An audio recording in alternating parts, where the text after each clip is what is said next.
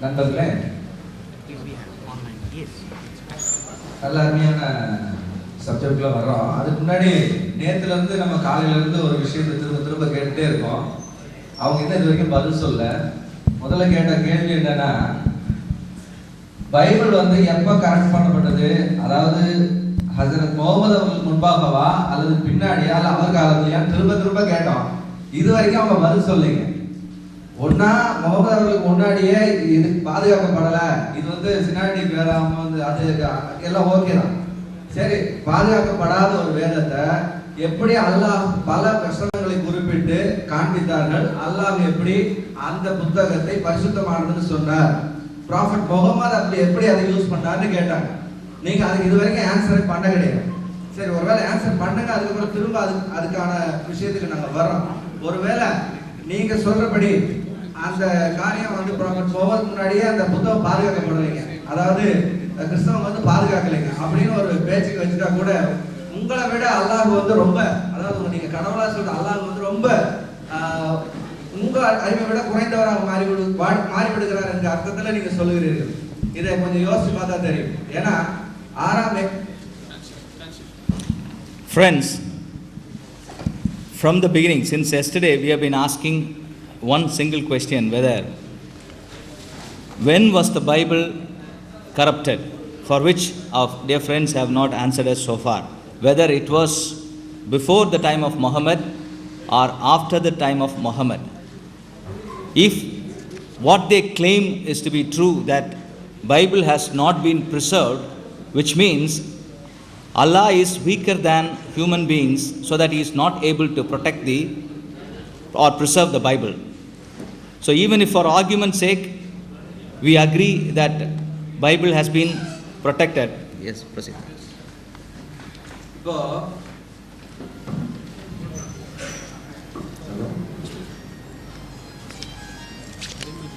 நம்ம மக்கள் வந்து சொல்லும் பொழுது சொன்னாங்க, இந்த இவங்களுடைய பொதுவா என்ன எப்படி இருக்குன்னு பாத்தீங்கன்னா, மாமியார் உடைச்சா அது மண்குடம், மருமக உடைச்சா பொன்குடம்னு சொல்லுவாங்க. அந்த மாதிரி தான் நம்ம மக்கள் வந்து இப்ப சொல்லிட்டு இருக்க நீங்க பாக்குறீங்க. முதல் நூற்றாண்டுல அல்லாஹ் வந்து பாதுகாக்க விரும்பல அப்படின்னு சொல்லிட்டாங்க முதல்ல. சரி, கஷ்டப்பட்டு கிறிஸ்தவங்க இவ்வளவு தூரம் பாதுகாத்துருக்காங்க அப்படிங்கிற மாதிரி தான் அவங்களுடைய ஒரு இது இருக்கு. அதோட ரச்சனை அப்படி இருக்கு அப்படிங்கிற மாதிரி சொன்னாங்க. பாருங்க, அல்லாவே பாதுகாத்த ஒரு விஷயத்தை பத்தி நம்ம பார்க்கணும் இல்லைங்களா? இது வந்து அல்லாஹ் பாதுகாத்துறது எப்படி பாதுகாத்துருக்குங்க, அதை பத்தி நம்ம தெரிஞ்சுக்கணும் இல்லைங்களா? பாருங்க, குர்ஆனுடைய ஒரு வசனத்தை தான் நான் போட்டிருக்கேங்க. இதை நான் நேற்றே கேட்டேன். அருமையான பிஜே சார் சொன்னாங்க, இதை நான் தான் சொன்னேன் அப்படின்னாங்க. நமக்கு பிஜே சார் மேல தனிப்பட்ட விதத்துல எந்த பிரச்சனையுமே இல்லைங்க. அவர் வந்து 2-2-4ன்னு சொன்னா அவர் சொன்னதுக்காக நாங்க எந்த விதத்திலையுமே மறுக்க போறது கிடையாது. அது 2-2-4 அவர் சத்தியத்தை சொல்லியிருக்காரு, நாங்க சத்தியத்தை ஏற்றுதான் ஆகணுங்க. அது மாதிரி பிஜே சார் எடுத்து கொடுத்த இந்த சும்மா என்ன மஞ்சுகும் லா இலல் ஜஹீம் அப்படின்னு சொன்ன இந்த வசனத்தின்படி அவர் தமிழ் எழுதிருக்கனால தமிழ்ல இருந்து உங்களுக்கு சொல்றேன்.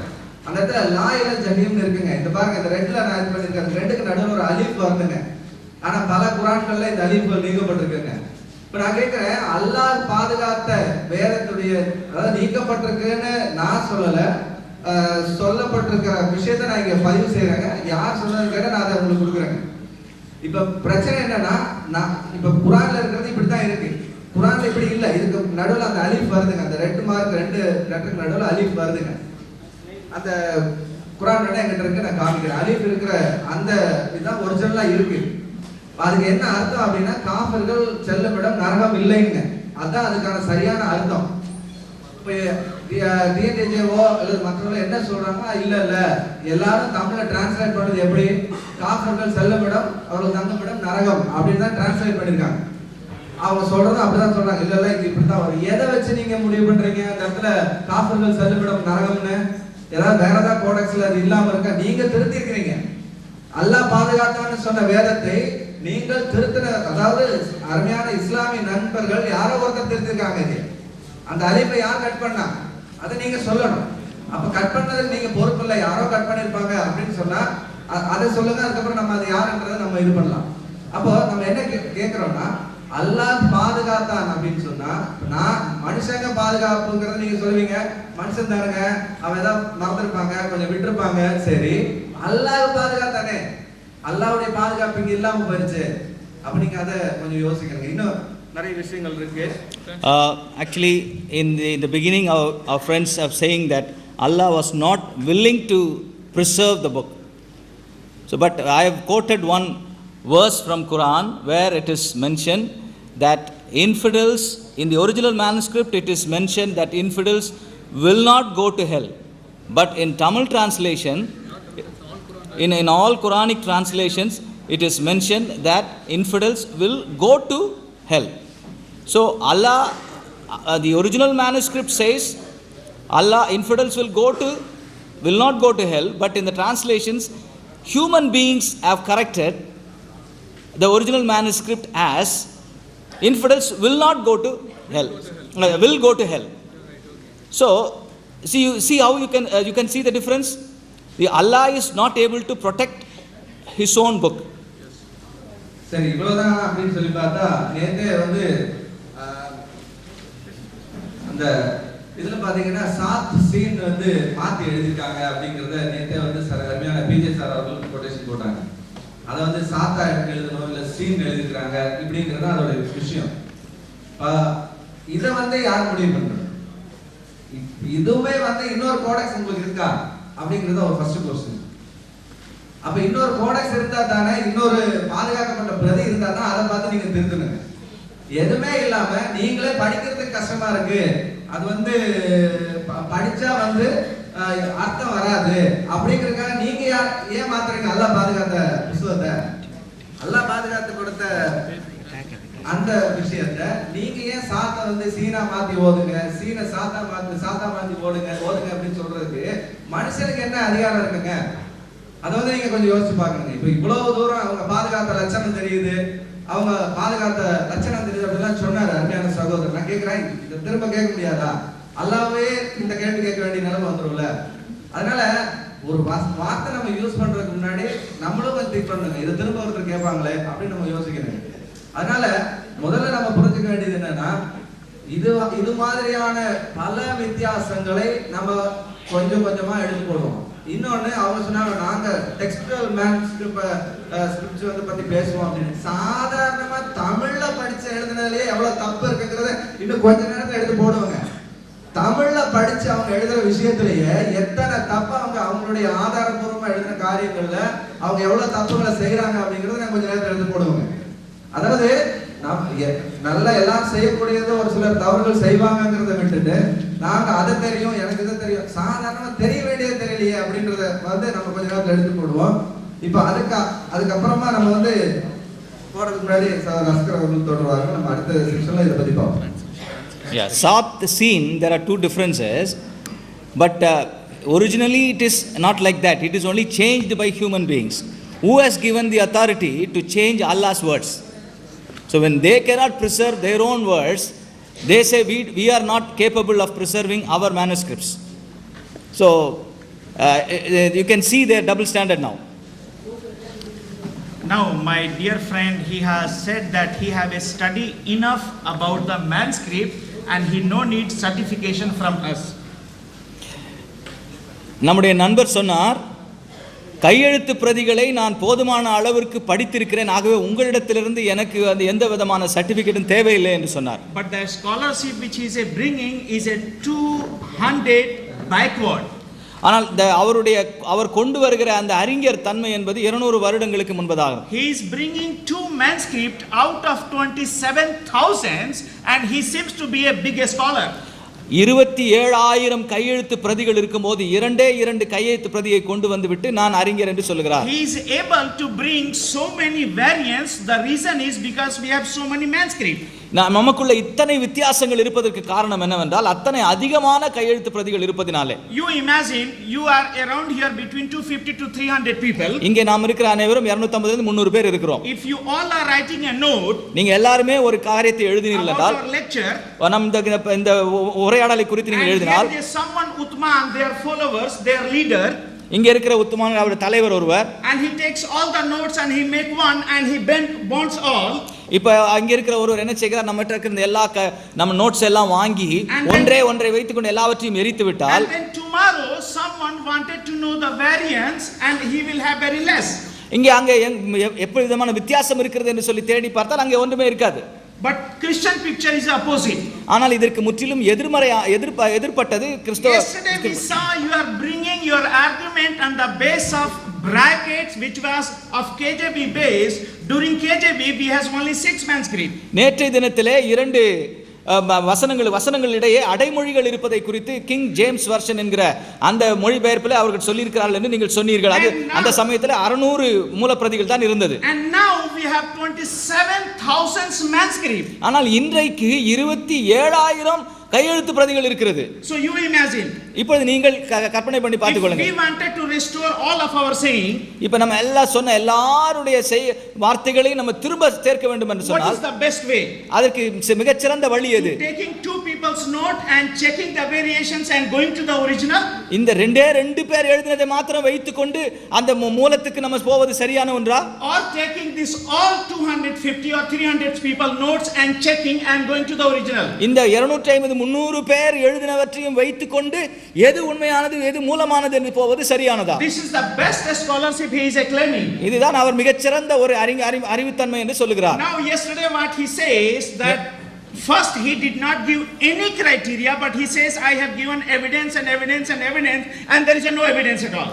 அவர் எந்த விதமான அளவுகோலையும் சொல்லாதபடிக்கு நான் ஆதாரங்களுக்கு மேல் ஆதாரங்கள் கொடுத்து கொண்டேன் என்று சொல்கிறார். ஆனால் எந்த விதமான ஆதாரமும் இல்லை. All of yesterday his evidence can be categorized in 4. இந்த எல்லா ஆதாரங்களையும் 4 விதங்களில் நாம் பகுத்து விடலாம். He brought some immoral passages and he have a tons in Quran and Hadith. இங்கே he brought some immoral passages. இங்கே ஒழுக்க நெறியற்ற பகுதிகளை கொண்டு வந்தார். As he thinks அவர் யோசிக்கிறார். and he have a tons in Hadith and Quran. ஆனா ஹதீஸிலும் குர்ஆனிலும் நூற்றுக்கணக்கான விதமான பகுதிகள் இருக்கிறது. Second he brought contradiction. அங்கே முரண்பாடுகளை கொண்டு வந்தார். And he has 101 contradiction. I can show it now itself. ஆனால் அதே விதமான முரண்பாடுகளை குர்ஆனிலும் ஹதீஸிலும் அதுபோல நூற்றுக்கணக்கான முரண்பாடுகளை காட்ட முடியும். In contradiction he is bringing the variants of the Greek manuscript. அங்கே கிரேக்க மூல பிரதியில் இருக்கிற வேறுபாடுகளை கொண்டு வந்து காண்பித்தார். He is bringing of 18th century argument and seems to be 21st century top scholars. அங்கே 18வது நூற்றாண்டு விவாதத்தை கொண்டு வந்து விட்டு 21வது நூற்றாண்டு அறிஞர் போல அவர் பேசுகிறார். Now yesterday he responded in the response of my friend saying that Quran says chapter 15 verse 9 that we have revealed this zikra and we will preserve, and the response they gave that means only Quran. அங்க ஜிக்ரா என்கிற அந்த வார்த்தை குறித்து எவ்விதமாக பாதுகாக்கப்பட்டது என்பதை குறித்து குர்ஆனில் இருப்பதை குறித்து என்னுடைய நண்பர் சொல்லும்போது அது குர்ஆனில் இருந்தது என்று அவர் சொல்லுகிறார். But in Quran there is a 200 above words zikra mentioned. அங்கே 200க்கு அதிகமான திக்ரா என்கிற வார்த்தை குர்ஆனில் பயன்படுத்தப்பட்டிருக்கிறது. For example, Quran 38 verse 1, Quran 54 verse 17, Quran 54 verse 22, Quran 54 verse 22 and 40, it is only for the Quran. இங்கே குர்ஆன்ல 38 1 54 17 22 32 40 ஆகிய இந்த வார்த்தைகள் எல்லாம் இந்த ஜிக்ரா என்கிற வார்த்தை இப்ப குர்ஆனில் பயன்படுத்தப்படுது. இவையெல்லாம் குர்ஆனுக்காக பயன்படுத்தப்பட்டிருக்கிறது. But for the Torah and Injil is Quran chapter 16:43, Quran 21 verse 7, Quran 21 verse 48, Quran 21 verse 105, Quran 40 verse 53, Quran 40 verse 54. ஆனால் தௌராத்துக்கும் இன்ஜிலுக்கும் இந்த ஜிக்ரா என்கிற வார்த்தை பயன்படுத்தப்பட்டிருக்கிறது. குர்ஆன்ல 16 43 21 7 48 105 40 53 54 வசனங்களில் இருக்கிறது. Quran chapter 11 verse 114, Quran 11 120, Quran 21 48, Quran 38 41 to 42, Quran 26 209, Quran 29 verse 51, Quran 38 verse 45 to 46, Quran 89 verse 23. இங்கே அதே போல குர்ஆனை குறித்து சொல்லப்படும் போது 11 114 14 120 21 84 38 41 42 26 209 29 51 38 45 46 89 23 சொல்லப்பட்டிருக்கிறது. He cannot prove Jikra means only Quran. I challenge him. If he is a scholar, intellectual, not as a memorizing and coming here, respond here. Give us the answer what we are asking. You are not able to touch one question since yesterday. Respond here that this means only Quran, not Bible, and we are coming back for every point which you are bringing. You will get tons of tons. இங்கே சொன்னார் இந்த ஜிக்ரா என்கிற வார்த்தை குர்ஆனுக்கு மாத்திரம்தான் என்று அவர் நேற்றைய தினத்திலிருந்து சொல்லிக் கொண்டிருக்கிறார். ஆனால் நாங்கள் இங்கே நிரூபிக்க முடியும் அது முழு வேதாகமத்துக்கும் இன்ஜிலுக்கும் தௌராத்துக்கும் உரியது என்பதை குறித்து எங்களால் நிரூபிக்க முடியும். அதற்கு அவர் மாற்று கருத்து இருக்குமானால் இப்பொழுது அவர் சொல்லட்டும். The response he has given, Quran chapter 13 verse 39. அவர் சொன்ன பதிலிலே குர்ஆன் 13:39 that whatever Allah wants he change and whatever he wants he will preserve. அல்லாஹ் விரும்பினதை அவர் பாதுகாக்கிறார், விரும்பாததை அவர் அழிக்க அனுமதிக்கிறார் என்று சொல்கிறார். First in this verse Quran is not mentioned. அந்த குறிப்பிட்ட பகுதியிலே 19:39 குர்ஆனை குறித்து சொல்லப்படவில்லை. I would like to hear from PJ Sir Somi, where is the word Quran in that verse? அந்த வசனத்தை அந்த ஆயத்திலே குர்ஆனை குறித்து எங்கே சொல்லப்பட்டிருக்கிறது என்று PJ சார் அவர்கள் சொல்லட்டும். If you wanted to talk on this verse, இந்த குறிப்பிட்ட ஆயத்தை குறித்து பேச வேண்டுமானால் come for the clear word. இதை குறித்து இன்னும் தெளிவான வார்த்தையோடு வாருங்கள். Quran chapter 6 verse 34, Quran 6:1-15, Quran 10:64, Quran 18:27, it says Allah word cannot be changed. இங்கே குர்ஆன் 6:34 115 10:64 18:27 என்ன சொல்லப்பட்டிருக்கிறது என்றால் குர்ஆனுடைய வார்த்தைகளை அல்லாஹ் குர்ஆன் வார்த்தைகளை மாற்றுவதில்லை என்று போடப்பட்டிருக்கு. லா முபத்தலா லி கலிமாத்தில்லாஹி, God's word cannot be changed. தேவனுடைய வார்த்தை கடவுளுடைய வார்த்தை மாற்றப்பட முடியாது என்று அங்கே சொல்லப்பட்டிருக்கிறது. It cannot be for Quran at any cost. அது குர்ஆனுக்கு முடியவே முடியாது எந்த நிலையில இருந்தாலும். Quran is speaking, Quran is saying in the 6th century when the Bible was written, completed, it was everywhere. எங்கே குர்ஆன் எழுதப்பட்டது 6வது நூற்றாண்டில், ஆனால் அதற்கு முன்பதாகவே வேதாகம் முழுவதும் எழுதி முடிக்கப்பட்டிருந்தது. Till now we have never heard from this team what is their criteria to debate, what is criteria to judge. For us it's clear. Quran chapter 10 verse 94 says, "O Muslims, if you have a doubt, go to the people of book." இங்கே இதுவரைக்கும் அவர்கள் எந்த அளவுகோலை வைத்து வேதாகமும் கடவுளுடைய வார்த்தை இல்லை என்பதை குறித்து அவர்கள் சொல்லாதபடிக்கு அவர்கள் இங்கே நாங்கள் அதை குறித்து தெளிவாக இருக்கிறோம். முஸ்லிம்களே, உங்களுக்கு இந்த வேதத்தை குறித்த சந்தேகம் இருந்தால் அதை வேதத்தை உடையவர்களிடத்தில் நீங்கள் செல்லுங்கள் என்று சொல்லப்பட்டிருக்கிறது. But Quran chapter 5 verse 47 says, "Let the people of gospel, Christians, judge everything according to gospel." So we are here to judge you everything what you bring in the light of gospel, because you are commanded in the Quran. இந்த விவாதம் பயனளித்துக் கொண்டிருப்பதாக நான் கருதுகிறேன். பார்வையாளர்கள் நாம் சொல்வது உண்மை என்று ஏற்றுக்கொள்கிறார்களோ இல்லையோ, விவாதிப்பவர்களே உண்மை என்று ஏற்றுக்கொண்டு வந்திருக்கிறார்கள். நம்ம இந்த கடைசி அமர்வில் அவங்க பேசும்போது முதலாக ஒருவர் பேச அந்த ஓரத்தில் உட்கார்ந்துருக்கிறார். அவர் சொன்னார், நீங்கள் வேட்டிகேஷன்லேருந்து காட்டுறீங்க, சினாட்டிகேஷன்லேருந்து காட்டுறீங்க, அதெல்லாம் சரிதான், ஓகே அதெல்லாம் ஓகே தான், ஓகே சரிதான் அப்படின்றாரு. ஒத்துக்கிட்டே இல்லை, அதான் நாங்கள் சொல்லிக்கிட்டு இருக்கிறோம். அப்புறம் இன்னொருத்தர் சொன்னார், இம்மாரல் செய்திகள் எல்லாம் சொல்லிக்கிட்டு இருந்தாங்க காலையில், ஒழுக்கக்கேடான செய்திகள் எல்லாம் சொல்லிக்கிட்டு இருந்தாங்க நேற்றுனாங்க. நம்ம ஒழுக்கக்கேடான செய்தி நாங்களா சொன்னோம்? பைபிளில் இருக்குன்னு சொன்னோம், அதெல்லாம் ஒழுக்கக்கேடுன்னு சொல்லிட்டாங்க. அதுக்கு அடுத்தவர் கொஞ்சம் டைம் அவருக்கு என்னன்னு தெரியல, கேலண்டர் ரொம்ப வேகமாக பிக்சர் வரணும்னு தெரியல, அடுத்த வாரம் உள்ள செய்திகளை அன்னைக்கு உட்காந்து பேசிகிட்டு இருக்காரு. அவங்களுக்கு எப்பவுமே அந்த குழப்பம் இருக்குது. கேலண்டரை பிக்கும் போது ஒவ்வொரு பேஜாக பேப்பராக பிக்க சொல்லுங்க, இந்த டெய்லி ஷீட்டில். அடுத்த வாரம் தான் அவங்க இந்த குரான்கிற தலைப்பு, அடுத்த வாரம், இந்த வாரம் பைபிளுங்கிற தலைப்பு, இந்த குரான் சம்பந்தமாக என்னென்ன இருக்கோ அதெல்லாம் அடுத்த வாரம் வச்சுக்கலாம். அதில் ஒருத்தர் மிரட்டவும் செய்கிறாரு, இந்த மாதிரிலாம் சொன்னால் நாங்களும் சொல்லுவோம் தெரியுமா அப்படி, இதெல்லாம் சொல்லாத, நீ சொல்லாமல் இருந்தால் நானும் சொல்ல மாட்டேன், என்ன விளையாடிக்கிட்டு இருக்கியா விவாதம் சொல்லிட்டு வந்துட்டு. அப்புறம் இன்னொருத்தர் சொல்கிறாரு, அவர் எங்கள் சர்டிஃபிகேட் தர வேண்டியது இல்லைங்கிறாரு, ஆனால் 200 years முன்னால் உள்ள நாலேஜ் வச்சு அவர் பேசிக்கிட்டு இருக்காரு. அவர் 2 மேனுஸ்கிரிப்ட் வச்சு பேசிக்கிட்டு இருக்காரு. இப்போ 27,000 மேனுஸ்கிரிப்ட்ன்றாரு. ஆனால் 2 மேனுஸ்கிரிப்ட் வச்சு பேசா இத்தனை கோளாறு இருக்குதா? 27,000 எடுத்தால் என்ன ஆகும்? நான் அவுடேட்டடுங்கிறீங்க, என்ன அவுடேட்டடாக இருக்கும்போது எந்த லட்சணமாக இருந்தால், இப்போ if I am updated, what will happen to your what will happen to your scriptures? அப்புறம் 2 தடவை நேற்று ஒரு சேலஞ்சுண்டாங்க, இன்னைக்கும் சேலஞ்சுனாங்க. நாங்கள் அந்த கண்டுக்கிறதே இல்லை, சும்மா பாவலா பார்த்தா அடிக்க வரையா அந்த டைப்பு. இது ஏற்கனவே சேலஞ்சு பண்ணிட்டு தான் இந்த டிபேட்டுக்கு ஃபிக்ஸ் ஆகி உட்காந்துக்கிட்டு அடி அடி அடி என்ன அடிச்சுக்கிட்டே இருக்கேன், கேட்டுக்கிட்டு இருக்கேன், நான் எத்தனை அடி வாங்குறேன்னு எண்ணி பார்க்க வேண்டாமா அப்படின்னு உட்காந்து முடிச்சுக்கிட்டு இருக்கிறாங்க. அவங்க சொன்னாங்க நேற்று, நம்மளை சொன்னாங்க, அவங்க அப்படி நாங்கள் லாஜிக்னு சொன்னோம், தே கெட்டிங் அப்செட்டுன்னாங்க. நீங்கள் பார்த்துருப்பீங்க ஹூஸ் கெட்டிங் அப்செட்டுண்டு. அவங்க அடி அடி நான் எண்ணிக்கிட்டு இருக்கிறேன்னு உட்காந்து பேசிக்கிட்டு திரும்பவும் சேலஞ்சா, இன்னும் எத்தனை அடி வாங்கன்னு எண்ணுறதுக்கா? இதுலயே எண்ணிக்கிறங்க போதும். Right, will come to the slide.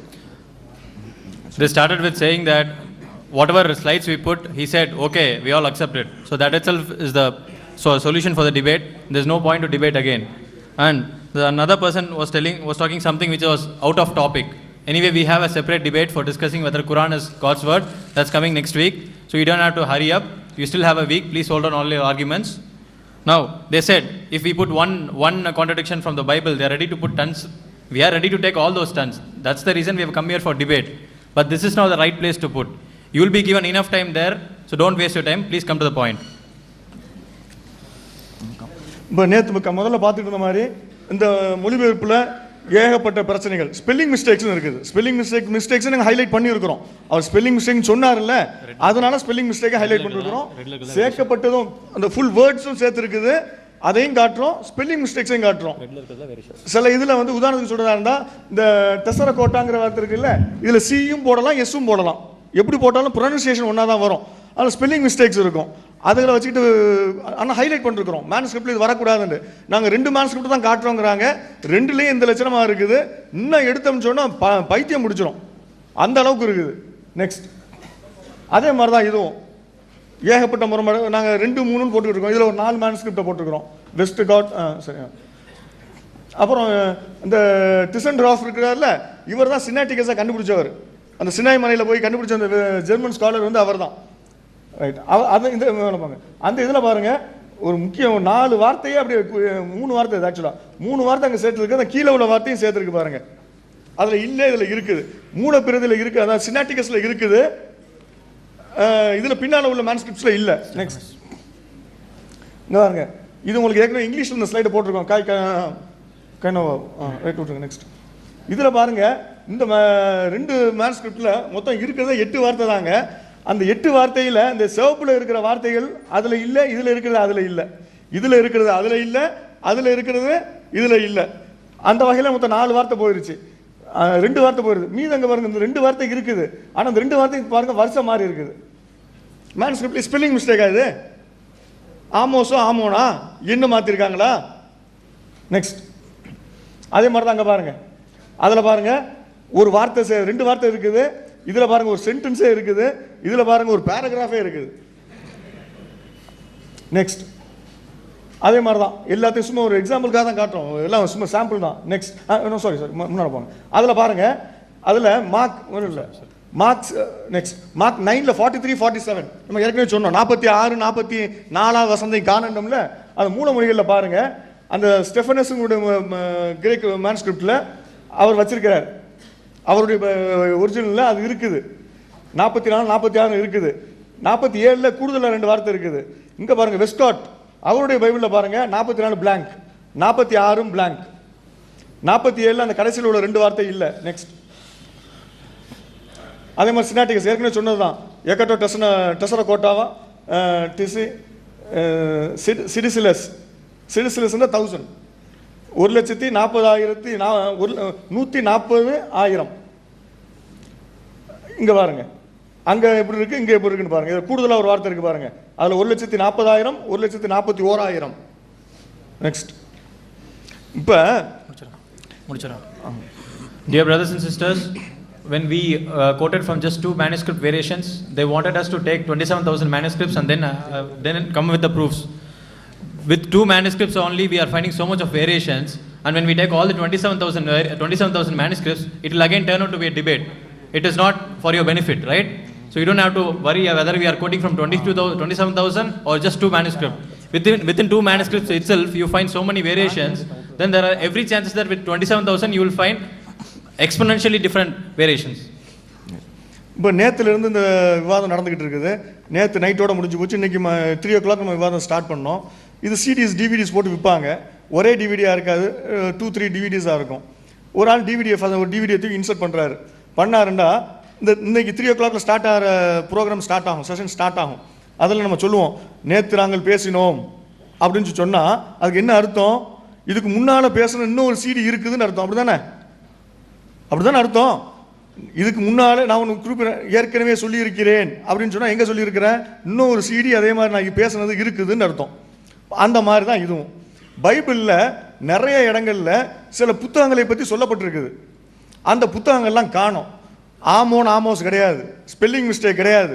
முழு பூசணிக்காயை சோத்தில் மறைச்ச கதம்பாங்க, முழு பூசணிக்காய் சோத்தில் மறைக்கிறது இல்லை, சோத்தையே காணோம். இப்போ பாருங்கள். Next book of Jasher mention in Joshua and Samuel காணோம். நெக்ஸ்ட் இந்த புக்கும் காணோம். Book of the warriors of lord இருங்க, மாற்றிடாதீங்க, இது நம்பர்ஸில் இடம்பெற்றிருக்குது. இந்த புக்கை காணோம், நம்ம கண்டுபிடிச்சிருவோம். Next where did you lose it? They lost it in the Cameron caves. சாவு கடல் கண்டுபிடிச்சாங்கல்ல, அதெல்லாம் அங்கே இருக்குது. இந்த book of wars of the லார்டுங்கிறது சாவு கடல் ஆவணத்தில் இருக்குது, கண்டுபிடிச்சி எடுத்துட்டாங்க. அவர் தான் சொன்னார் சாவு கடல் ஆவணண்டார, அது வந்து கண்டுபிடிச்சி எடுத்துட்டாங்க, இன்னும் பைபிளில் சேர்க்க காணோம். Next Chronicles of Kings of Israel, இது வந்து mentioned in Kings. Next Chronicles of Kings of Judah, mentioned in Kings. Next book of Shemaiah the prophet, mentioned 2nd Chronicles. Iddo the seer, mentioned 2nd Chronicles. The manner of the kingdom, 1st Samuel. Acts of Solomon, 1st Kings. Annals of King David, 1st Chronicles. Book of Samuel the seer, 1st Chronicles. Book of Nathan the prophet, 1st Chronicles and 2nd Chronicles. Book of Gad the seer, 1st Chronicles. Prophecy of Ahijah, 2nd Chronicles. Book of Kings of Judah and Israel, இது ரெண்டும் சேர்ந்து ஒரு book. முதல்ல தனித்தனி book, இது ரெண்டும் சேர்ந்து ஒரு book. 2nd Chronicles, 2nd Chronicles, எல்லாமே 2nd Chronicles. Book of Jehu, 2nd Chronicles. The story of Book of Kings, 2nd Chronicles. Acts of Uzziah, 2nd Chronicles. Vision of Isaiah, 2nd Chronicles. Acts of Kings of Israel, 2nd Chronicles. அவங்க வந்து நம்பரா சொன்னாங்க 1 2 3 4 5 6, நம்ம குர்ஆன் 1 2 3 4 5 1 2 3 4 5 அப்படினாங்க. நாங்க mic டெஸ்டிங்லாம் பண்ணல, எல்லாம் books பேரா சொல்லிட்டு இருக்கறேன். ஆனா இத்தனை புக்ஸை காணோம், டைம் ஷார்ட்டா இருக்கிறதுனால ஐ அம் லிஸ்டிங் இட் அவுட், ஃபாஸ்டா பட்டியல் போட்டுட்டு போறேன். நிறைய சொல்ல வேண்டியிருக்குது, எதை சொல்லணும்னு தெரியல. Acts of Kings of Seer, 2nd Chronicles. Book is missing, கண்டுபிடிச்சு கொடுத்தா பரிசு கொடுக்கப்படும். Sayings of the Seer, 2nd Chronicles. Laments of Josiah, 2nd Chronicles.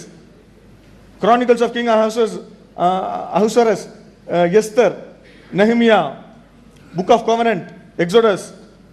Book of Remembrance, Exodus. Right, இத்தனை புக்ஸு காணும். இத்தனை புக்ஸை எண்ணிக்கிட்டு இருந்தீங்களா? நான் என்னல, நாங்கள் பட்டியல் தான் போடுறத கவனமாக இருந்தோம். இதில் இத்தனை புஸ்தகங்களே காணும்.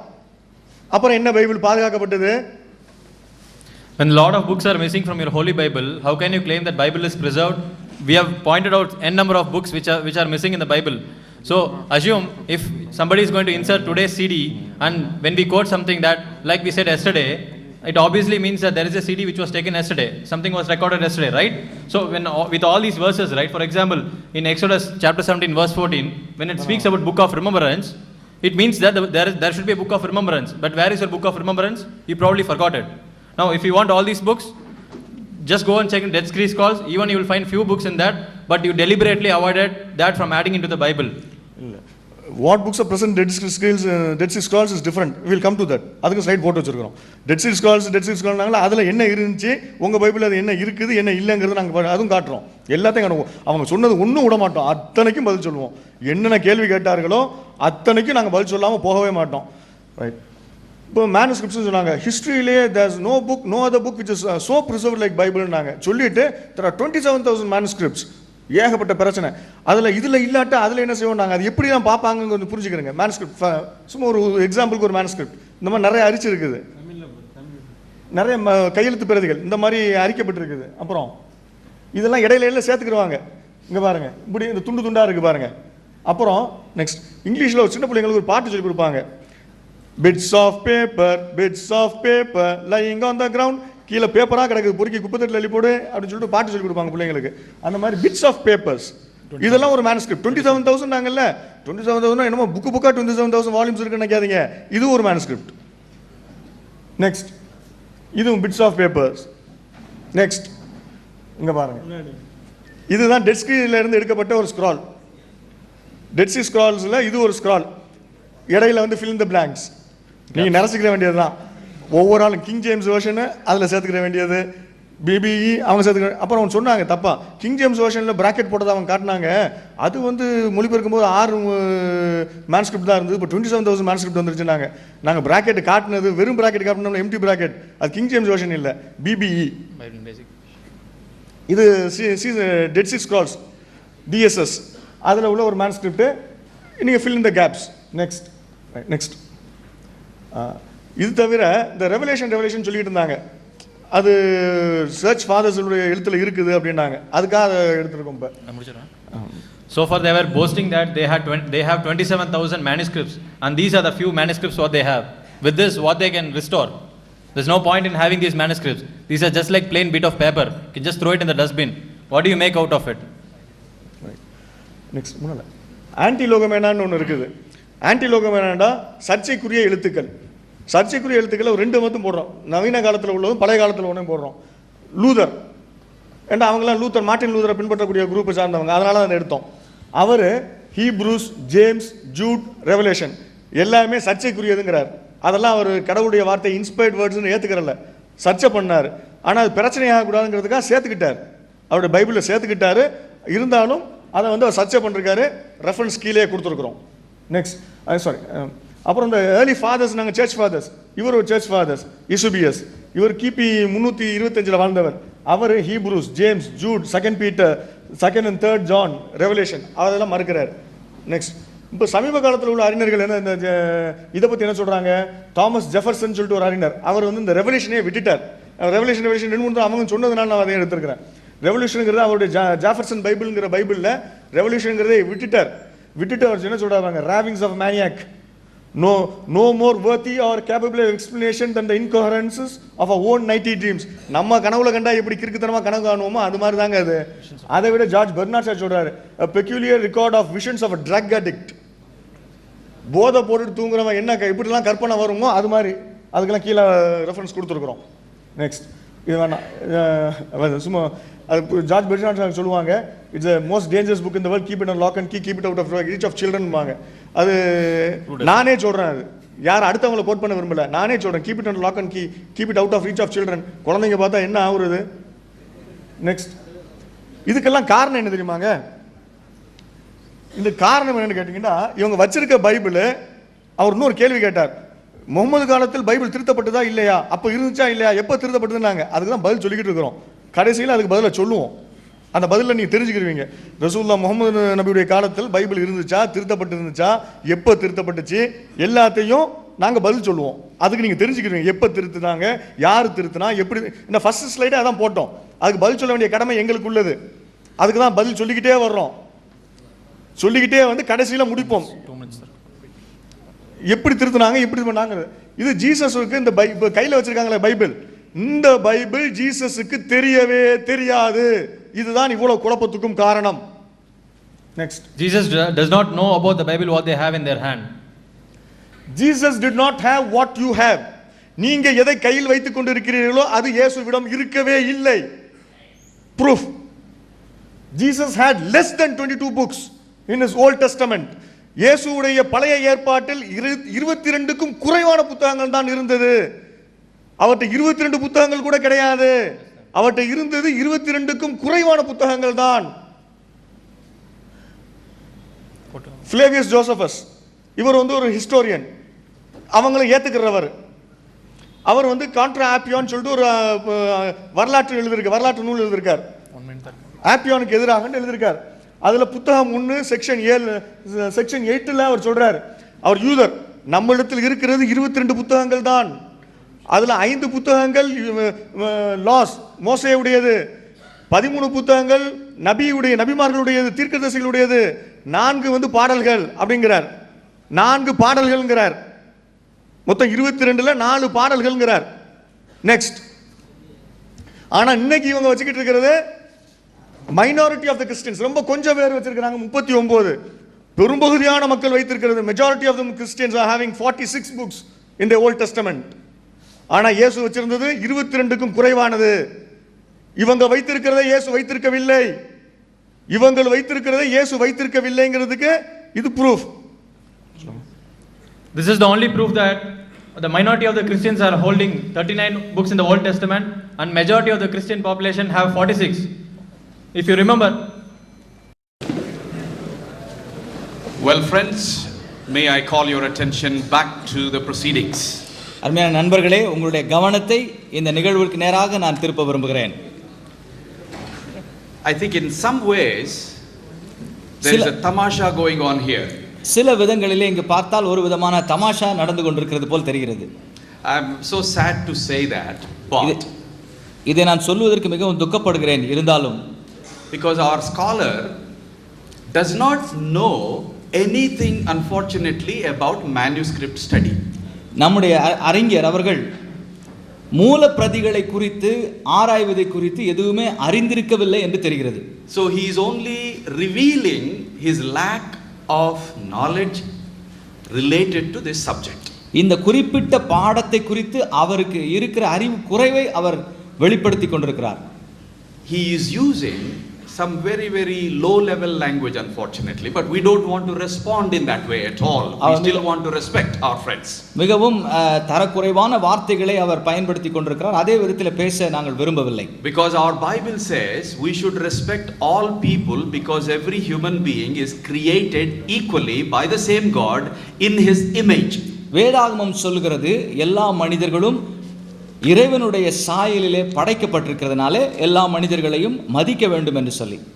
And yesterday our friend was talking about Leviticus. We gave a very good answer, but he didn't understand probably. And he was saying some high caste person must have written Leviticus. Where is caste and where is Judaism and what is this gentleman talking about? It is called a fallacy of category confusion. He is not sure whether he is here or there.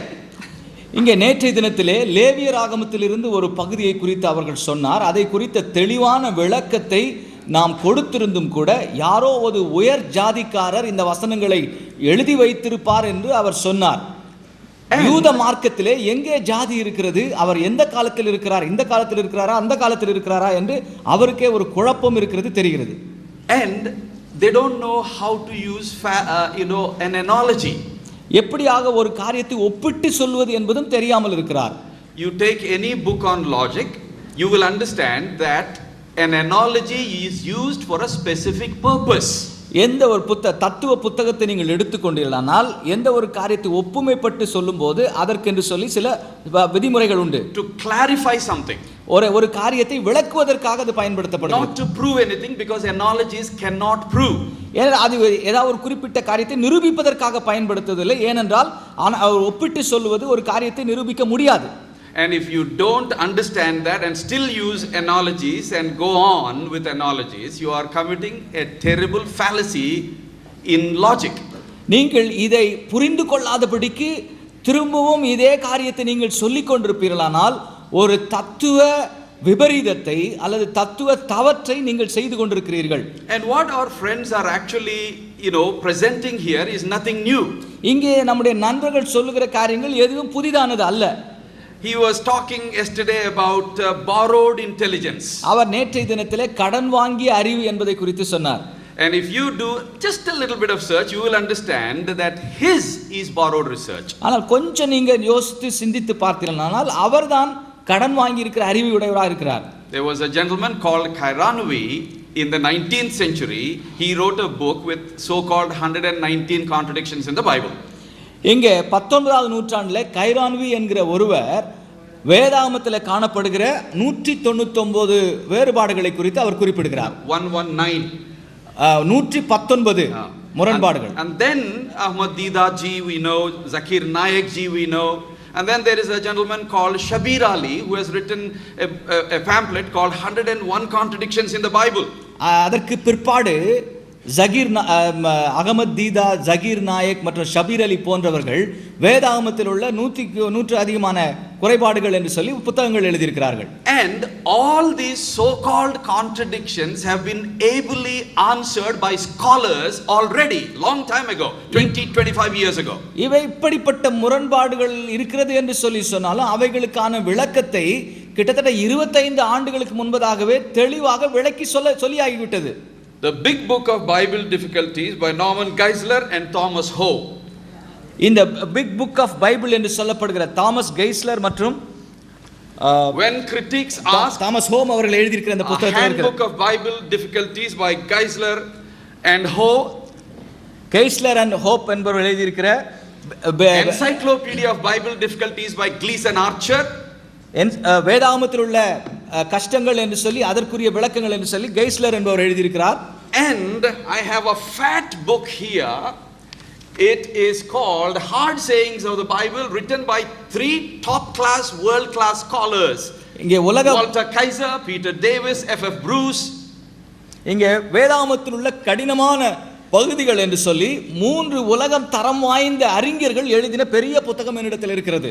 If you are interested in the truth, you could have read these books. சத்தியத்தை குறித்து அறிய வேண்டும் என்கிற ஒரு விருப்பம் உங்களுக்கு இருந்திருக்குமானால் இந்த புத்தகங்களை நீங்கள் வாசித்திருப்பீர்கள். You would have got answers for all your so-called contradictions and all that. நீங்கள் சொல்லுகிற முரண்பாடுகள் போல் தோன்றுகிற காரியங்கள் எல்லாவற்றுக்கான பதில்களை இந்த புத்தகத்திலிருந்து நீங்கள் பெற்றிருந்திருப்பீர்கள். So, may I call your attention to the fact that we should seek after truth. ஆகவே நான் உங்களுடைய கவனத்தை சத்தியத்தை அறிய வேண்டும் என்பதற்கு நேராக திருப்ப விரும்புகிறேன். We should not be silly and use low level language here. ஆகவே நாம் அது மிகவும் கீழ்த்தரமான வார்த்தைகளை, தரக்குறைவான வார்த்தைகளை நாம் பயன்படுத்தி நிறுத்தி விட வேண்டும். Polite, decent language, respect one another and seek after truth. நாம் மிகவும் மரியாதைக்குரிய வார்த்தைகளை பயன்படுத்தி சத்தியத்தை நாம் அறிவதற்கு முயற்சிக்க வேண்டும். In fact, we don't need to reinvent the wheel. நாம் திரும்பமாக சக்கரத்தை நாம் கண்டுபிடிக்க வேண்டிய அவசியம் இல்லை. And so I would request my friends to get a hold of these scholarly books. People have PhDs, 2 PhDs and 3 PhDs in these subjects and they have written. இங்கே பல விதமான டாக்டரேட் பட்டங்களை பெற்ற 2, 3, 4 என்று டாக்டரேட் பட்டங்களை பெற்ற இந்த மனிதர்கள் எழுதியிருக்கிற, அறிஞர்கள் எழுதியிருக்கிற புத்தகங்களை வாசிக்கும்படியாக நான் கேட்டுக்கொள்கிறேன். And now coming to the basics. மறுபடியும் அடிப்படையான காரியங்களை குறித்து நேராக வருகிறேன். From yesterday, நேற்றைய தினத்திலிருந்து I have been saying this. நான் இதை சொல்லிக் கொண்டே இருக்கிறேன். They are following a line of argument as I am able to understand and see.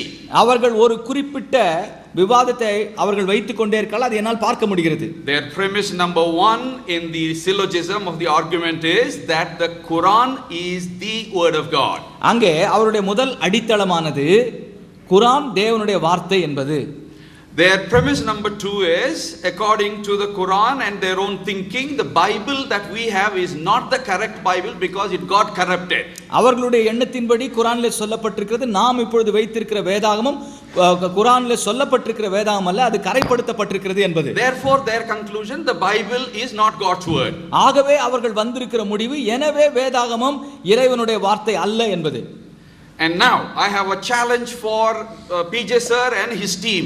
இப்பொழுது பிஜே சார் அவர்களுக்கும் அவருடைய குழுவினருக்கும் ஒரு சவாலை நான் வைக்க விரும்புகிறேன். The challenge is this. இதான் அந்த சவால். You either deny these 2 premises and thereby deny the conclusion, or answer the 17 questions that we have raised on the basis of your premises. இங்கே ஒன்று நீங்கள் வைத்திருந்த அந்த அடித்தளம் 1, 2 என்று சொல்லி அடித்தளத்தின் அடிப்படையில் நீங்க வந்த முடிவு தவறு என்று ஒத்துக்கொள்ளுங்கள். அல்லாவிட்டால் நீங்கள் ஒத்துக்கொள்ளுகிற அடிப்படையில் அடித்தளங்களின் அடிப்படையில் நாங்கள் வைத்த 17 கேள்விகளுக்கான பதிலை நீங்கள் சொல்லுங்கள். They have not cared to look up even one of those verses from the Quran that we have quoted, on the basis of which we have raised the questions. நாங்கள் எழுப்பியிருந்த கேள்விகளுக்கான ஆதாரம் நாங்கள் சொல்லியிருந்த அந்த குர்ஆனின் வாக்கியங்களில் இருந்து அவர்கள் பதில் சொல்லவே இல்லை. ஒன்றுக்காயிலும் அவர்கள் பதில் சொல்லவில்லை. They had the whole day. முழு நாளும் அவர்களுக்கு இருந்தது. They could not answer even one of those questions. அந்த ஒரு கேள்விக்கான பதிலையும் அவர்களால் சொல்ல முடியவில்லை. Why are they not able to be consistent? ஏன் அவர்களால் தொடர்ந்தேர்ச்சியாக ஒரே காரியத்தை சொல்லிக் கொண்டிருக்க முடியவில்லை? If you deny those 2 premises, I will withdraw those questions. நீங்கள் அந்த 2 அடித்தளங்களையும் நிராகரித்து விட்டால், இல்லை என்று சொல்லிவிட்டால், நான் என்னுடைய கேள்வியை திரும்ப பெற்றுக் கொள்கிறேன். But if you don't now deny those 2 premises, you have to answer those 15 questions, without which we cannot actually meaningfully make any progress in the debate.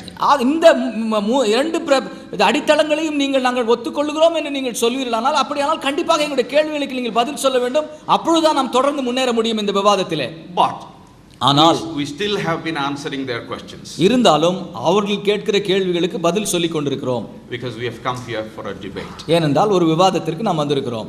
To show you that the Bible is indeed the word of God. ஏன் என்று சொன்னால் வேதாகமம் உண்மையிலேயே இறைவனுடைய வார்த்தை என்பதை சொல்வதற்கு. They are saying the Bible we have is not God's word, and they have given 2 reasons. வேதாகமம் இறைவனுடைய வார்த்தை இல்லை என்பதற்கு 2 காரணங்களை அவர்கள் சொல்லி இருக்கிறார்கள். PJ sir said he has a definition of Injil, because of which he thinks our Injil is not the original Injil. PJ sir அவர்கள் சொன்னார்கள், இஞ்சில் என்கிற பதத்திற்கான ஒரு விளக்கம் இருக்கிறது, அதன் அடிப்படையிலே நீங்கள் வைத்திருக்கிற இஞ்சில் ஒரு இஞ்சில் அல்ல என்று சொல்லி அவர் சொல்கிறார். PJ sir, would you please produce the source of this information? PJ sir அவர்களே, நீங்கள் இந்த இவ்விதமான கூற்றுக்கு என்ன ஆதாரம் என்பதை நீங்கள் சொல்ல முடியுமா? Where and when have you got this definition of Injil from, that you are using to judge our Injil as not the original Injil. நான் எங்களுடைய இஞ்சிலானது உண்மையான இஞ்சில் இல்லை என்பதற்கு நீங்கள் இஞ்சிலை குறித்து எடுத்த விளக்கம் எப்பொழுது எங்கிருந்து எந்த ஆதாரத்திலிருந்து எடுக்கப்பட்டது என்பதை நீங்கள் சொல்ல வேண்டும். They have not given even a small bit of evidence in support of this claim. இந்த அவர்கள் கூறிக்கொள்ளுகிற கூற்றிற்கு எந்த விதமான ஒரு துளி அளவு ஆதாரத்தை கூட அவர்கள் கொடுக்கவில்லை. Then Taurat they say that we have is not the original Taurat. நீங்கள் வைத்திருக்கிற தௌராத் அது உண்மையான மூலமான தௌராத் அல்ல என்று சொல்கிறார்கள். The only bit of evidence they could give, they have not given actually, but if they want, they could give is only one verse from the whole Quran. அவர்கள் சொல்லுகிற அந்த கூற்றுக்கு ஒரு ஆதாரம் என்றால் முழு குர்ஆனிலிருந்து ஒரு ஆயத்தை குறித்து அவர்கள் சொல்லலாம். Quran 7:157. சூரா 7:157 இல் சொல்லப்பட்டிருக்கு. But ஆனால் I still would like to know if he has read that original Taurat, where he found that prophecy about Hazrat Muhammad. ஒருவேளை அவர் அந்த உண்மையான தௌராத்தை வாசித்திருந்திருப்பாரானால் ஹஸ்ரத் முகமதை குறித்து எங்கே சொல்லப்பட்டிருக்கிறது என்று அவர் சொல்ல வேண்டும். If they don't give any evidences for these claims, they are empty claims, baseless claims which cannot stand even for half a minute in any debate in any court of law. இதற்கு அவர்கள் பதில் சொல்லவில்லை என்று சொன்னால் அவருடைய எல்லா விதமான கூற்றுகளும் எங்கேயுமே எந்த விவாதத்திலுமே ஒரு அரை நிமிடத்திற்கு கூட நிற்க முடியாது, தோற்று போய்விடும். But we have positively given two evidences for our belief that Bible is God's word. வேதாகமம் இறைவாக்கு என்பதற்கு இரண்டு ஆதாரங்களை நாங்கள் கொடுத்திருக்கிறோம். We said Bible is God's word because it shows humanity the way of salvation. இது வேதாகமம் இறைவனுடைய வார்த்தை ஏன் என்று சொன்னால் இது மனித குலத்திற்கு ரட்சிப்பின் வழியை காண்பிக்கிறது. The only solution for the sin of humanity is shown only in the Bible. இங்கே மனித குலத்தினுடைய பாவத்திற்கு விமோசனத்தை குறித்து இந்த வேதாகமத்திலே நாங்கள் வைத்திருக்கிற இந்த வேதாகமத்திலே மாத்திரம் தான் சொல்லப்பட்டிருக்கிறது. We gave you the second evidence. நாங்கள் இரண்டாவது ஆதாரமாக சொன்னது The Bible is truth and truth alone, there is no error in it. அது இந்த வேதாகமானது சத்தியமே இதிலே எந்த விதமான பிழையும் இல்லை என்று சொல்லி. They talked about two manuscripts, Sinaiticus and Vaticanus, and they mentioned a few other codices today. இன்றைக்கு அவர்கள் சைனாட்டிகஸ் வாட்டிகானஸ் என்று சொல்லுகிற இரண்டு மூல கையெழுத்து பிரதிகளை குறித்தும் இன்னும் சில கையெழுத்து பிரதிகளை குறித்தும் சொன்னார்கள். And they used these to try and show that we don't have the original Bible with us. இதை எதற்காக சொன்னார்கள் என்று சொன்னால் அந்த உண்மையான வேதாகமத்தை நாங்கள் வைத்திருக்கவில்லை என்பதை கூறுவதற்காக. But ஆனால் this is actually a bigger problem for them than us. இது அவர்களுக்கு தான் மிகப்பெரிய பிரச்சனை நம்மை விட. In the Quran there is a mention made about Injil and Taurat and Zabur. குர்ஆனிலே இஞ்சிலை குறித்தும் தௌராத்தை குறித்தும் ஜபூரை குறித்தும் கூறப்பட்டிருக்கிறது. And it says that Allah is so powerful that he will supremely succeed in preserving his words. அங்கே தெளிவாக குர்ஆனில் சொல்லப்பட்டிருக்கிறது அல்லாஹ் மிக பெரியவர், அவர் தன்னுடைய வார்த்தைகளை அவர் காப்பாற்றுவதற்கு மிகவும் வல்லமை உள்ளவராய் இருக்கிறார் என்று சொல்லி. I would like to give you textual Quranic evidences for this. இதற்காக குர்ஆனிலிருந்து சில ஆதாரங்களை உங்களுக்கு சொல்ல விரும்புகிறேன். You read Surah 5. சூரா 5 நீங்கள் வாசிக்கலாம். 43 to 48. 43 இலிருந்து 48 ஆயத்துகளை வாசித்து பார்க்கலாம். See what it says. அது என்ன சொல்கிறது என்று பார்க்கலாம். Surah 5:43 it says, but how do they come to you for decision while they have the Taurat, in which is the plain decision of Allah, yet even after that they turn away. எதற்காக அவர்களிடத்திலே தௌராத் என்கிற அந்த புத்தகம் இருக்கும்போது உன்னிடத்திலே தீர்மானம் செய்வதற்காக வந்தார்கள், அதிலே தௌராத்திலே தெளிவான விளக்கங்கள் இருக்கிறதே. 44 Verily we did send down the Taurat to Moses, therein we was guidance and light. அங்கே மூசாவிற்கு நாம் தௌராத்தை அளித்தோம், அதிலே நேர்வழியும் ஒளியும் இருக்கிறது. And then verse 47. 47 ஆயத்து. And whoever does not judge by what Allah has revealed, அல்லாஹ் வெளிப்படுத்தின விதத்திலிருந்து தீர்மானிக்காதவர் அவர்கள் அல்லாஹ்வுக்கு எதிராக இருப்பவர்களாக எண்ணப்படுவார்கள். And then 47, here is the important verse. இங்கே தான் முக்கியமான வாக்கியம் வருகிறது. We have sent down to you the book confirming the scripture that came before it. நாம் உமக்கு புத்தகத்தை அளித்திருக்கிறோம், அது உமக்கு முன் வந்த புத்தகத்தை அது உறுதிப்படுத்துகிறதா இருக்கிறது என்று சொல்லி. Their book says, Allah says, I have sent books before you and I confirm those books. அல்லாஹ் சொல்லுகிறார், உமக்கு முன்பதாக நான் புத்தகங்களை அனுப்பி இருக்கிறேன், அதை நான் உறுதிப்படுத்துகிறேன் என்று சொல்லுகிறார். And if you want, you can read the Arabic as well. இதை நீங்கள் அரபு மொழியிலும் நீங்கள் இதை வாசிக்கலாம். 6:34. 6:34. And then 10:64. 10:36. For example, 6:34 it says, La mubadila la kitamatillah. It basically means the words of Allah cannot be changed. அல்லாஹ்வின் வார்த்தைகளை மாற்ற முடியாது என்றுதான் அதனுடைய அர்த்தம். And 10:64 also says the same thing. 10:64 அதே காரியத்தை தான் கூறுகிறது. And so according to them, the Injil and Torah that were there at that time should have been preserved. இந்த வார்த்தையின்படியே அந்த காலத்தில் இருந்த தௌராத்தும் இஞ்சிலும் அல்லாஹ்வினால் பாதுகாக்கப்பட்டிருக்க வேண்டும். And 5:48, if you read, it very clearly says that preservation is the supreme success of Allah. எங்கே 5:48 வாசிக்கிறோம், இந்த பாதுகாப்பு தான். அவங்க சில விஷயங்களை கிளப்பினதுனால அதுக்கு பதில் சொல்ல வேண்டியிருக்குது. அவங்க என்ன சொன்னாங்க, ஜூஸ் டோன்ட் ஹேவ் கேஸ்ட் அப்படின்றாங்க. அது தனியாக இடத்துல பார்த்துக்குருவோம்.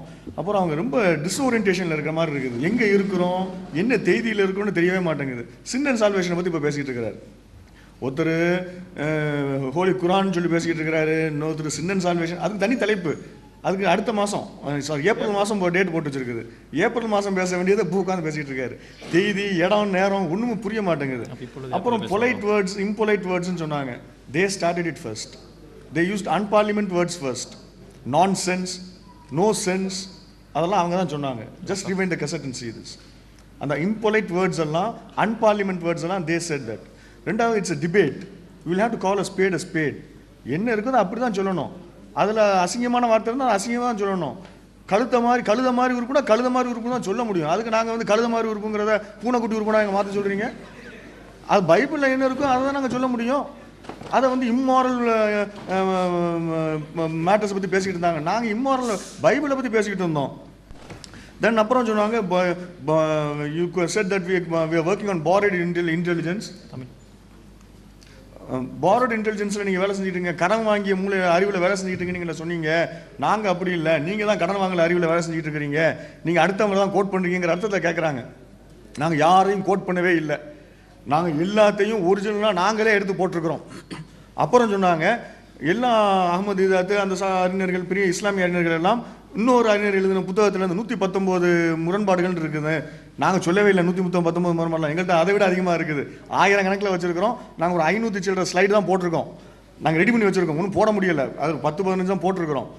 500 சில்லற வச்சுருக்கிறோம். ஆனால் அவரே 119 இருக்குன்னு ஒத்துக்கிட்டு அதை ஒவ்வொருத்தராக காப்பி அடிக்கிறாங்கிறாங்க. நாங்கள் அதை காப்பி அடிக்கலை, நாங்கள் போட்டதெல்லாம் புதுசு. நாங்கள் போட்ட ஸ்லைட்ஸு, இந்த ஸ்லைட்ஸ், இந்த க்ரீக்கெல்லாம் போட்டோம், வேரியேஷன்ஸ்லாம். இது யாரா இதுக்கு முன்னால் போட்டிருக்காங்கன்னு காட்ட சொல்லுங்களேன். அவரோட 3 புக்கு காட்டினார். இது எல்லாத்துக்கும் பதில் சொல்லப்பட்டுருச்சுண்டு. பதில் சொல்லப்பட்டாச்சு தானே, சொல்ல வேண்டியது தானே. நான் இவ்வளோ நேரம் நீங்கள் சொந்த சரக்கு யூஸ் பண்ண மாட்டேங்கிறீங்க, கடன் வாங்கி அடுத்தவன் எழுதுனது தான் சொல்கிறீங்கன்னு சொன்னேன். இப்போ சொல்கிறாரு இருக்குது, அதுவும் சொல்ல மாட்டோங்கிறாரு. கடன் வாங்கியா சொல்லுங்கன்னா அதையும் சொல்ல மாட்டேங்கிறாரு. You are not even working on your own intelligence, you are not working on your borrowed intelligence. If you already have the answers, it has been refuted already, just vomit it out. அதையே கக்கி வாந்தி எடுக்க வேண்டியது தானே. இல்லை, பதில் இருக்குது எங்க, இந்த புக்கில் இருக்கு, அந்த புக்கில் இருக்கு, எந்த புக்கில் இருந்து சொல்ல வேண்டியது தானே. 3 PhD ஸ்காலர்ஸ், ஒரு PhD ஸ்காலர்ஸ் படிச்சதை சொல்ல வேண்டியது தானே. ஒன்றுமே இல்லை. ரெண்டாவது, ஒரு ப்ராஃபஸி. நேற்று காலையில் அவங்க தான் அந்த வாதத்தை வைத்தார்கள். என்ன வாதம் வைத்தார்கள்ன்றா, குரானில் ஒரு வசனம் இருக்குது. என்ன வசனம் இருக்குதுன்னு சொன்னால், முகமது நபியை பற்றி இஞ்சியிலும் தௌராத்திலும் முன்னறிவிப்பு செய்யப்பட்டிருக்கிறது என்று குரானில் ஒரு வசனம் சொல்லப்பட்டிருக்குது. இதிலிருந்து உங்களுக்கு என்ன தெரியுது? தௌராவை குரான் ஏற்றுக்கொள்கிறது, அந்த தௌராத்தை தான் நாங்கள் வைத்துக் கொண்டிருக்கிறோம் அப்படின்னு சொன்னாங்க. அதுக்கு பதில் சொல்கிறதுக்கு தான் நாங்கள் சொன்னோம், அந்த தௌராத்து வேற, நீங்கள் வச்சிருக்க தௌராத்து வேறங்கன்றோம். ஆதாரம் என்னண்டாங்க, நீங்கள் சொன்ன வசனம் தாங்க. அந்த வசனத்தில் முன்னறிவிப்பு இருக்குன்னு குரான் சொல்லுது, நீங்கள் வச்சிருக்கிறது இல்லை தானே, அப்போ நீங்கள் வச்சிருக்கிற வேற தௌராத் தானே அப்படின்றோம். சொன்ன உடனே ஆகுன்னு ரொம்ப புத்திசாலித்தனமா, அப்போ பிஜே எழுதியிருக்கிறாரே ஒரு புத்தகம் பைபிள் முன்னறிவிப்புண்டு, நாங்கள் தௌராத்தில் முன்னறிவிப்புண்டா சொன்னோம், நீங்கள் வச்சிருக்க பைபிளில் முன்னறிவிப்புன்னு தான் சொல்லிருக்கிறோம். பேரை படிக்கிறார் அவர். பைபிளில் முன்னறிவிப்பு உண்டு. நபிகள் நாயகத்தை பற்றி பைபிளில் முன்னறிவிப்பு. நாங்கள் தௌராத்தில் முன்னறிவிப்புனா சொன்னோம், நீங்கள் வச்சிருக்க பைபிளில் முன்னறிவிப்புன்னு இருக்கிறோம். அதையும் தெளிவாக முன்னுரையிலையும் சொல்லி இருக்கிறோம். நாங்கள் இது சின்ன பிள்ளைத்தனமாக பேசுகிறாங்கன்னு விட்டுட்டு போனால் திரும்ப திரும்ப அதை பெருசாக பேசுகிறாங்க. அதனால் பதில் சொல்ல வேண்டியிருக்குது. நாங்கள் தௌராத்தில் உள்ள முன்னறிவிப்புன்னு சொல்லவில்லை. தௌராத்தில் முன்னறிவிப்பு இருக்குது, நாங்கள் நம்புகிறோம். நாங்கள் புத்தகம் எழுதிருக்கு, பிஜே எழுதியிருக்க புத்தகம் தௌராத்தில் உள்ள முன்னறிவிப்புன்னு சொல்லலை, பைபிளில் உள்ள முன்னறிவிப்பை பற்றி தான் சொல்லிக்கிட்டு இருக்கிறோம். நல்லா படித்து பார்த்துக்கணும். நீங்கள் எதை பைபிள் வச்சிருக்கிறீங்களோ அதில் உள்ள முன்னறிவிப்புன்னு சொல்லியிருக்கிறோம். They spoke about borrowed intelligence, but first they failed to realize that even with the borrowed intelligence, they have not ready to answer even one contradiction we raised. And they themselves accepted that somebody refuted long back. If somebody has already refuted, there is no point in debating. If it has already been refuted, you can very well put the same thing, right? You are not even able to work on your own intelligence, neither borrowed nor stolen intelligence. Apart from that, they said all these have been copied from some scholars. None of the scholars have cited these Greek variations. This is the first time we are doing it. We have done homework and we are doing it. Can you show us one scholar who cited all these Greek variants? And moreover, they cited regarding that prophecy of Prophet Muhammad, they raised the point saying that the prophecy of Prophet Muhammad is mentioned in Quran, and Allah asked the people to go and verify in Torah and Bible, Torah and Injil. But they gave a book what our Maulvi Pizay wrote. They showed a book. The title itself is very clear. Title says the prophecy of Prophet Muhammad in Bible. It is not titled as Injil, right? Torah. It's not neither titled as Torah nor as Injil. That itself is very clear. அப்புறம் சகோதரர் வந்து பேசும்போது நான் பேசும்போது சொன்னேன், சும்மா சேலஞ்சிட்டு இருக்காதீங்க, நேற்றும் சேலஞ்சினீங்க, இன்றைக்கும் சேலஞ்சிருந்தீங்க, ஏற்கனவே வாங்கிட்டு இருக்க அடி பத்தாதா அப்படின்னு நாங்கள் கேட்டோம். சொல்லி முடிச்ச பிறகு திரும்ப அடுத்த சேலஞ்ச் வந்துருச்சு. என்ன சேலஞ்ச்? அவங்க நீங்கள் போகிற போக்கை பார்த்தா ஒரு வித்தியாசமாக தெரியுது, அதை நான் கண்டுபிடிச்சிட்டேன் என்னென்னா நீங்கள் வந்து ஒரு லாஜிக்கில் ஒர்க் பண்ணுறீங்க. என்ன logic? You have two premises. First premises that Quran is the word of God. Your second premises is Quran says that Bible is not the word of God. Your conclusion is therefore Bible is not the word of God. அப்படிங்கிற கன்க்ளூஷனுக்கு நீங்கள் வர்றீங்க. அதாவது அவங்க என்ன சொல்கிறாங்கன்னா, வாத பிரதிவாதம் இருக்குல்ல, லாஜிக்கில் சில முறைகள் இருக்குது. என்னென்னு கேட்டிங்கன்னா, ரெண்டு அடிப்படைகளிலிருந்து ஒரு முடிவு எடுக்கலாம். என்ன அது முதல் அடிப்படை என்னென்னா, குரான் வந்து இறைவேதம் அப்படிங்கிற முதல் அடிப்படை. ரெண்டாம் அடிப்படை என்ன? குரான் சொல்கிறது பைபிள் இறைவேதம் இல்லை. இந்த ரெண்டு அடிப்படையிலிருந்து முடிவுக்கு ஒன்று வரலாம். என்ன முடிவுக்கு வரலாம்? இதிலிருந்து என்ன தெரியுதுன்னா, பைபிள் இறைவேதம் இல்லை என்று தெரிகிறது. அப்படிதானே? இதுதான் லாஜிக். ரெண்டு அடிப்படையிலிருந்து ஒரு முடிவுக்கு வர்றது தான் லாஜிக்கும்பாங்க. அதை தான் அவர் டெக்னிக்கலாக சொல்றாரு. என்ன சொல்றாருன்னா, இந்த ஃபர்ஸ்ட் பிரிமிசஸ், முதல் அடிப்படை என்னன்னு கேட்டால் குரான் வந்து கடவுளுடைய வார்த்தை. ரெண்டாவது பிரிமிசஸ், குரான் வந்து பைபிள் இறைவேதம் இல்லை என்று சொல்கிறது. இது ரெண்டையும் நீங்கள் ஏற்றுக்கிட்டு முடிவுக்கு வர்றீங்க. என்ன முடிவுக்கு? பைபிள் இறைவேதம் இல்லைங்கிற முடிவுக்கு வர்றீங்க. நான் உங்களை சேலஞ்ச் பண்ணுறேன், நீங்கள் நிரூபிக்க முடியுமான்றாரு. I accept the challenge. நாங்கள் முதல்ல சின்ன பிள்ளைத்தனமாக சொல்லிட்டு இருக்கிறீங்க, அடிக்க எண்ணிக்கிட்டு இருக்கேன் நீங்கள் சொல்லி கிண்டலாக சொன்னேன். இப்போ நீங்கள் திரும்ப சொல்கிறதுனால அதை ஏற்றுக்கிறோம். அந்த சவாலை நாங்கள் ஏற்றுக்கொள்கிறோம். இப்போ நாங்கள் நிரூபிக்கிறோம். அது மாத்திரம் இல்லை, இன்னொருத்தர் கேட்டார். அவர் சொல்கிறாரு, அந்த இஞ்சில் வேற, இந்த இஞ்சில் வேற. அது நீங்களா சொல்கிறீங்க, அதுக்கு என்ன ஆதாரம்? அந்த ஆதாரத்தை உங்களால் காட்ட முடியுமான்னு கேட்டார். காட்டிக்கிட்டு இருக்கிறோம், காட்டுவோம். நாங்கள் முடியும் போது அனைவரும் இந்த 10 நிமிஷத்துலையோ அல்லது அடுத்ததுக்குள்ளேயோ முடிச்சு காட்டிடுவோம். அந்த தௌரா வேற, இந்த தௌரா வேற, இந்த இஞ்சில் வேற, அந்த இஞ்சில், நீங்கள் வச்சிருக்கிற இஞ்சிலே கிடையாது, நீங்கள் வச்சிருக்கிற தௌராத்தே கிடையாதுங்கிறத இப்போ நாங்கள் நிரூபிக்க போகிறோம். நிரூபிச்சுக்கிட்டே வர்றோம். இப்போ ஸ்டார்ட் பண்ணி இருக்கிறோம். இப்போ தான் முடிவுக்கு வருவோம். அந்த சேலஞ்சை நாங்கள் அக்செப்ட் பண்ணிக்கிறோம். We have taken up the challenge that we have to argue based on the three premises